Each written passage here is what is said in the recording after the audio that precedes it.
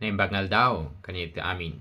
Nga po just laing ti may tayo ken may tantanok na po iti parabon na doon nga kakaimbag nga aramiden na para kadatiyo nga tao. And in then tatta nga gundaway pagyamanan mit lang isuna tadanto iti gundaway nga mangtuloy nga mangadal iti panangisalakan ni Apo Dios kaditi tao na nga na man's redemption or panang subbot ni Apo Dios kaditi tao. Pawain iti nga Heidelberg Catechism nga rinumar iti 1563. Kaya dahiti nagtalakan talagang nagiging imununa nga namati. Naibasar talaga iti pudno, kinapudno iti sao ni Apo Dios. And then itata itutuloy ito lang adalen ta awmet ta dumang iti sapulen no di kinapudno no anya talaga ti dapat nga pagtalkan tayo. No anya dapat talaga ti patyen tayo. And then ituloy ito yung adalen iti question number 24 ingana iti 25 ti panangisalakan ni Apo Dios kaditi tattao na. Kaya sakbay na pagyamanan kanyayo nga tuloy nga mga subsubaybay, mga subsuporta iti dayti nga panagadal tiyo iti sao ni Apo Dios. Iti pudno nga dapat patyen tiyo ken dapat nga pagtalkan tiyo ni Apo Dios kadipay iti patuloy nga madda tumulong tunggal may sa kanya tiyo. Ket no dapay daman nagiji saludsudan yu or kahit yung i-clarify o nawayat yu nga mga message lat na. And then mabalimat nga i-personal message yu tapno kastakit matulungan tunggal may sa kanya tayo babaen iti parabor ni Apo Dios iti sa una nga kanayin ta adalen. Syempre nangato talaga gamit ni Apo Dios manakabalin ni Apo Dios nang langruna nga tumulong tunggal may sa kanya tayo. Ngarod adalen tayo iti question number 24 ti panangisalakan ni Apo Dios panang subot ni Apo Dios kaditi tao man's redemption. So, the question number 24, kat kunan, how are these articles divided? So, ano nga nagudwa dito yung articles? Actually, dito yung articles, dito yung Apostles' Creed. Dito yung Apostles' Creed, nga nabanggit tayo iti past videos tayo. Iti question number 23, nga articles. I believe in God the Father Almighty, maker of heaven and earth, and in Jesus Christ, His only begotten Son, our Lord, who was conceived by the Holy Spirit, born of a Virgin Mary, suffered under Pontius Pilate, was crucified, died, and buried. He descended into hell. The third day he rose from the dead. He ascended into heaven and sits at the right hand of God the Father Almighty. From there, He will come to judge the living and the dead. I believe in the Holy Spirit, the Holy Catholic Church, the communion of the saints, and forgiveness of sins, the resurrection of the body, and the life everlasting. So, iti saludsod na iti daytoy kas ano nga nagudwa. And then, tisungbat into 3 parts. The first is of God the Father, our creation. The second, the God the Son, our redemption. The third, of God the Holy Spirit and our sanctification. So, no makita tayo, na ito'y adantan pa nakagudwa, God the Father, the Almighty, maker of heavens and earth, the creator to you.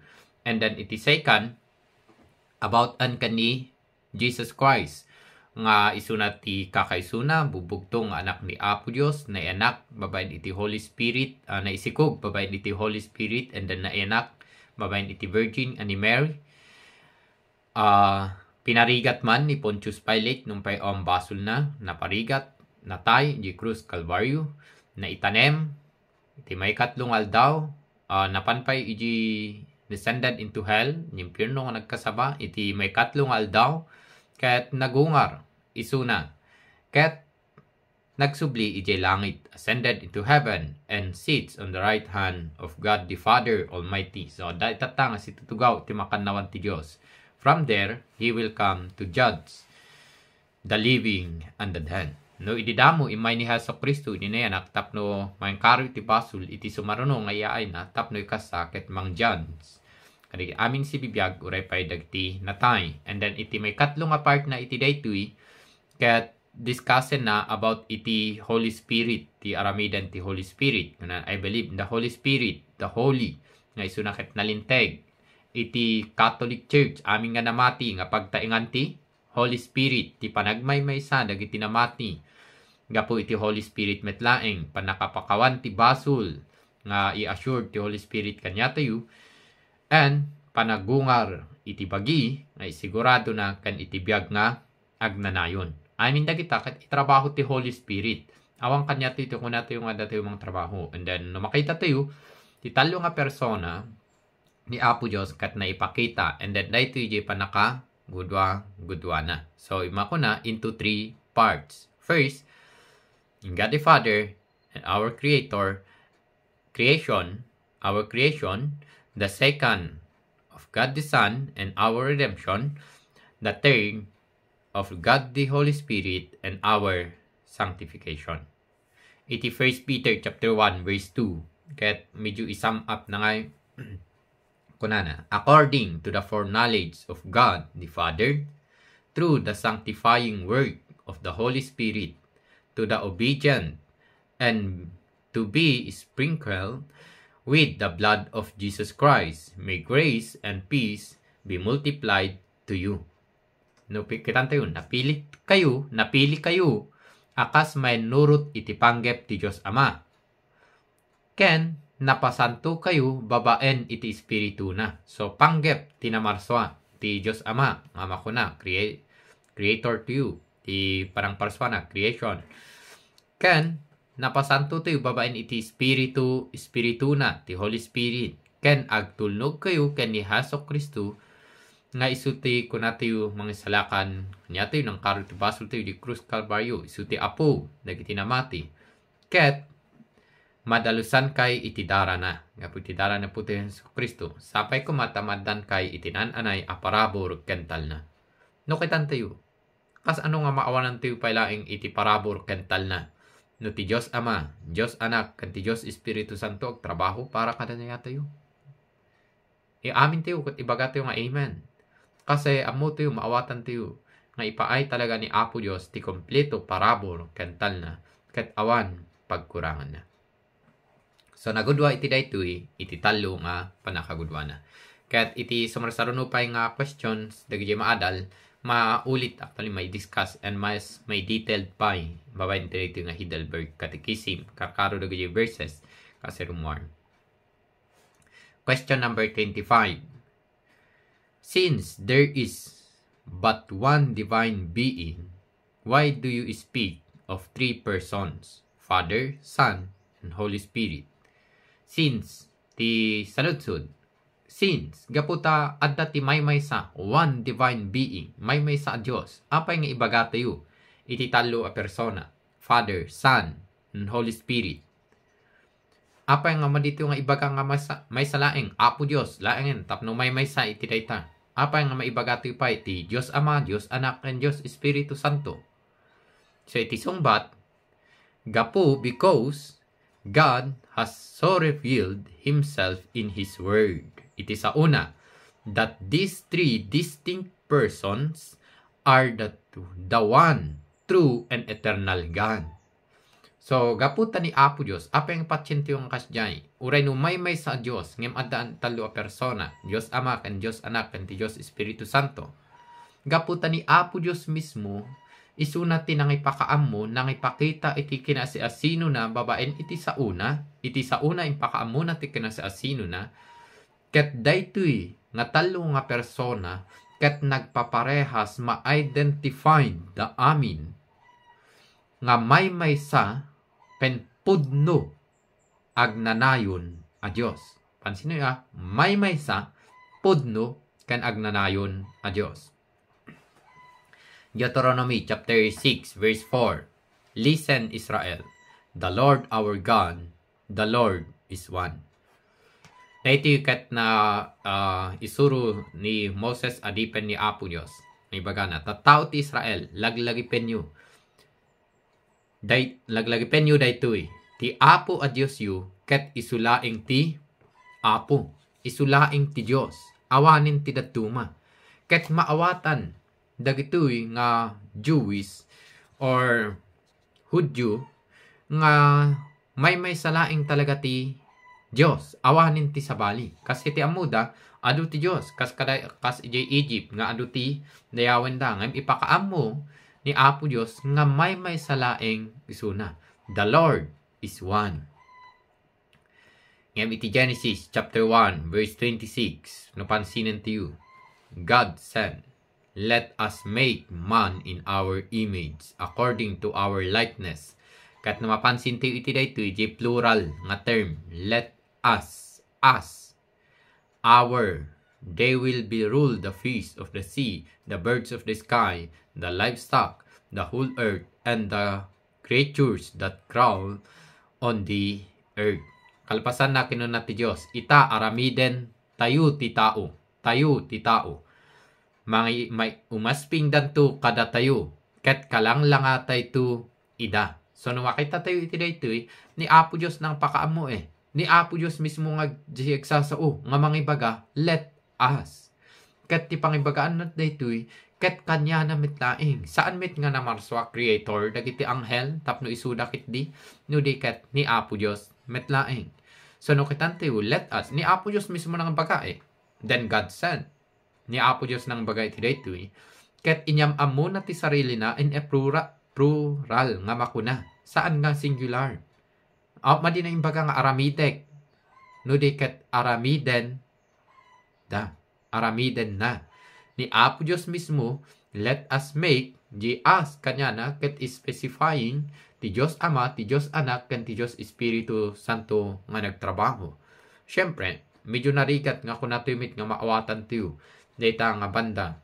Kaya, doktrina may papan iti Trinity, tado dagi mga bagbaga, saan may salaing ti Diyos. Ngam iti sao ni Apo Diyos, mismo nga ni Apo Diyos, mangipakpakaam mo, iti dayto yung nga kinapudno. Pudno, awan ti sao nga Trinity, ngam ni Apo Diyos mismo, impakaamunan iti talo a persona, ngam may sa ken pudno agnanayon a Diyos. Matthew chapter 3 verse 16, hanggang ti 17. Apaman anabunyagan ni Jesus, simang at adagos manipod iti danom. Ket adtoy, naglukat keng pana ti langit. Nakita nati Espiritu ti Diyos, abumababa akas maysa akalapati, ket nagdisu ken kuana. Ket kinunati maysa at timek, nagapu sa dilangit. Daytoy ti dungdungwek nga anak, apakaragsakak unay. So, makita tayo, ni John the Baptist nga nang bunyag ni Hesus Kristo, di nabunyagan ni Hesus Kristo, di sumangat, manipod iti danom, naglukat ti langit, bimabati Espiritu ti Diyos. Di ba ko na tayo, di met addan ka ni Hesus Kristo, di Espiritu ni Apo Diyos, adda kanya nga mang guide, iti da ito kayat lang ni Apo Diyos, maawatan, makita, yung tao, titalo nga persona ni Apo Diyos, nga may maysa at Diyos, ngem na ipakita iti talo a persona. So, bimabati Espiritu ti Diyos, nagkasmay sa akalapati, nagdisu ka ni Hesus Kristo. Kinunamit ti may sa atimek, sino dayta nga nagtimek? Anang ibaga, daytoy ti dungdungwek nga anak, apakaragsakak unay. Ket ti Diyos Ama, isuna tinagsao, nagtimek. Ket ti Diyos Anak, isuna, ti pakaragsakan unay, laeng ni Apo Diyos. No kay tayo, daytoy laeng kinabanggitan, pakausaran, ti pakaragsakak unay, ket ni Hesus Kristo. Awan, iti tao. Siyempre, adadagay dadumang, makiapay bagada, naragsakan met ni Apo Diyos, iti pinaswa na ti tao Ta iti verse 31, iti Genesis, ket imbaga na, iti makita ni Apo Diyos, good aming nga pinaswa na. Yes. Naragsak ni Apo Diyos. Ngem ti pakaragsakan ni Apo Diyos, mangted iti glory laeng ka ni Apo Diyos, pakaidayawan ni Apo Diyos laeng, awan sa bali, no di ni Hesus Kristo. Outside ka ni Hesus Kristo, saan na makaparagsak ka ni Apo Diyos. Tapos ibagat na duma, kasano nga di Holy Spirit, siyempre may saniyahay. And then kadagay tao, nga mamati ka ni Hesus Kristo, adda iti uneg ni Hesus Kristo, ket ni Hesus Kristo ti gumapu tapno maragsakan ni Apo Dios kanya tayo. Saan nga datayo gimapu tapno maparagsak ni Apo Dios? Saan tayo nga inaramid di tapno maparagsak ni Apo Dios? No di ket ni Hesus Kristo ti gimapu tapno maragsakan met ni Apo Dios kada tayo. Awan ti kun nato yung ipanpanakkel tayo. Tani Hesus Kristo laeng ti pakaragsakan unay ni Apo Dios. Awanin ti sabani. Iti English, ket whom I am pleased. Nga karagsakan talaga ni Apo Dios. Pakaidayawan ni Apo Dios. Awan ti sabani. Matthew chapter 28 verse 19. Go therefore, na iti great commandment. Nga makuna. Great commandment, great commission, I mean. Iti great commission nga imbaga ni Hesus Kristo. And then makita tayo iti great commission nga mandar, kangatwan a mandar ni Apo Dios ket adda ti talo nga persona talaga ti may sa Dios. Ket may pakita nga di dalang-dala dagiti mapan mangkasaba iti kinaimbag ni Apo Dios, nimbag nga damag ket ni Apo Dios mismo talo a persona na. Go therefore and make disciples of all nations, baptizing them in the name of the Father, and the Son, and the Holy Spirit. In kay ngarot kadagiti amin, at tao iti amin a lugar, ket pagbalinen yu ida, nga adalak, punyagan yu ida, itinagan ti Ama, ti Anak, ken ti Espiritu Santo. No pansinin tiyo, saan nga kaskarina nga rinong marginagan, no awan mismo, can never nga nagkamali ni Hesus Kristo nga mangibaga, itinagan ti Ama, ti Anak, ken ti Espiritu Santo. Saan tiyo nga dagos na awatan? Iti Matthew chapter 3, adaytoy, verse 16 and verse 17. Ngem no kitan tayon iti daytoy, verse 19, nalawag launay makita tayon, ti term. Ngayon kay ngarot kadagiti amin tattao ti amin lugar, ket pagbalinen yu ida nga adalak, bunyagan yu ida itinagan ti Ama, at adda ti Dios Ama, nga kinagan metlaeng ti Anak, ken ti Espiritu Santo. Ngem, ti mun unay ti daytoy panang kasabapay tinaimbag nga damag. Ket no agbalin nga adalan, agbalin nga adalan talaga mamati kompleto kani Jesus Christ ti pagtalkan na laeng. Ket agpabunyag, bunyagan dagiti ministers, dagiti pastors.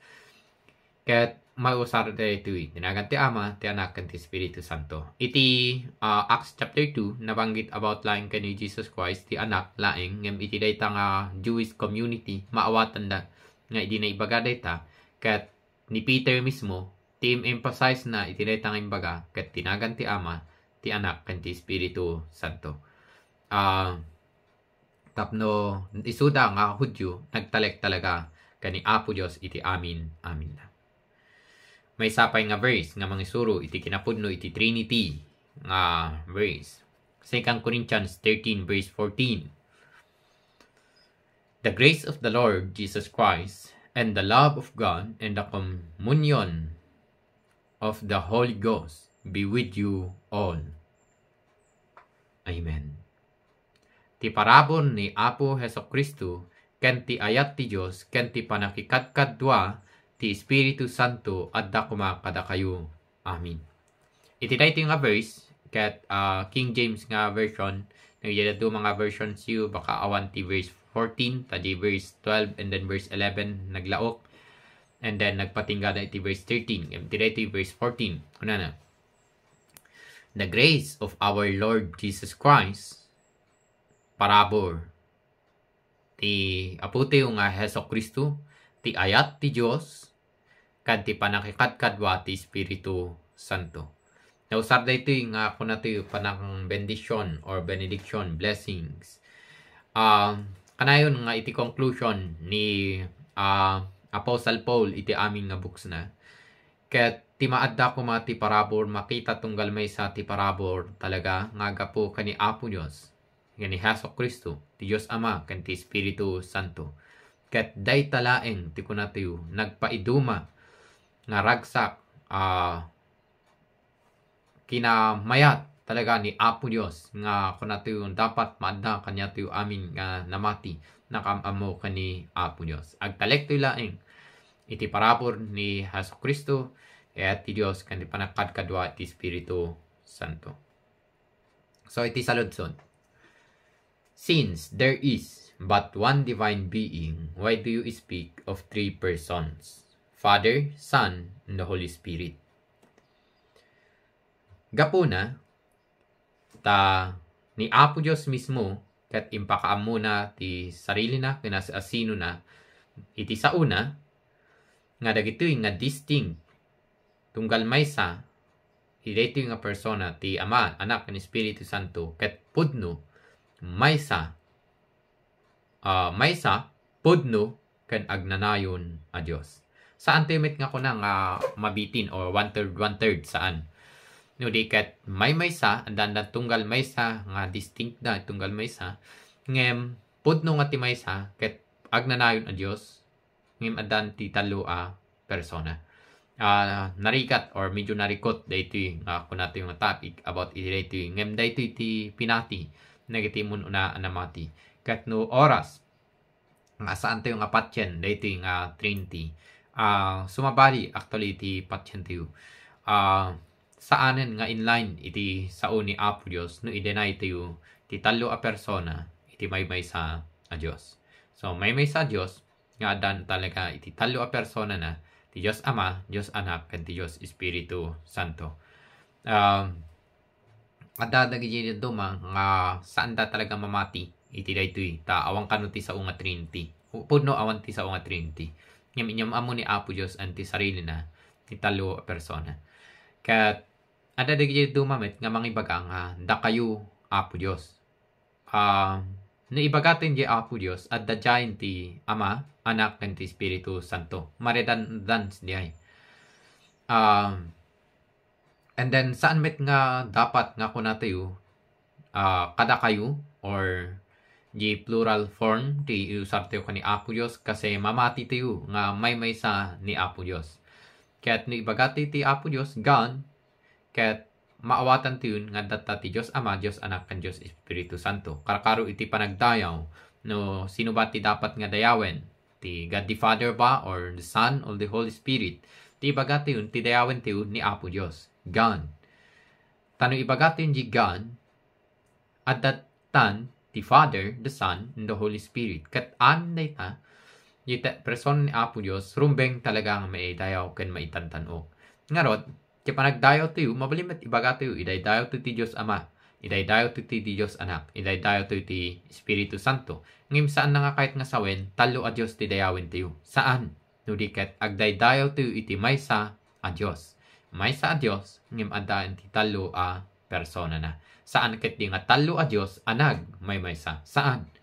Maysa a Diyos, nga adda talo a persona na. Ket isu ti rumbeng, nga pagtalakan tayo, patyen tayo, idayaw tayo, itantanok tayo, itiday tayo, panagbiag tayo na mati. Kaya daytoy ti pinaka maysa nga mayat nga mangted iti comfort kanya tayo nga tattao, karo kanya tayo nga namati, nga mangpaay talaga kanya tayo iti umno nga namnamain tayo. Kasi no makita tayo ni Diyos Ama, nga iso na ti mangpili iti tattao na, ti Heso Kristo, tinangkaro, iti basbasul, tapno may pait ti panakaisalakan kanya tayo, and then iti may katalo ti Holy Spirit ti pang assured mang sigurado iti panakaisalakan tayo, and then mang sanctify pa kanya tayo nagmet ta unay nagiimbag nga talaga ni Apo Diyos, and then pagtalkan tayo ti suro ti sao ni Apo Diyos, ti kinapudno ti sao ni Apo Diyos, ti isulaeng tinamnama tayo, isulaeng ti dapat tayo pagtalkan, and then biag tayo amin nga namati. Ni Apo Diyos lang ti may didayaw, kan may tantanok, iti amin nga parabor na, iti asina. Kan, once again, tuloy ka diti, kasi ito yung agkakadwa, nga mang adal, iti dito nga doktrina, ganito yung kinapudno, iti sao ni Apo Diyos. Ni Apo Diyos lang ti may didayaw, kan may tantanok,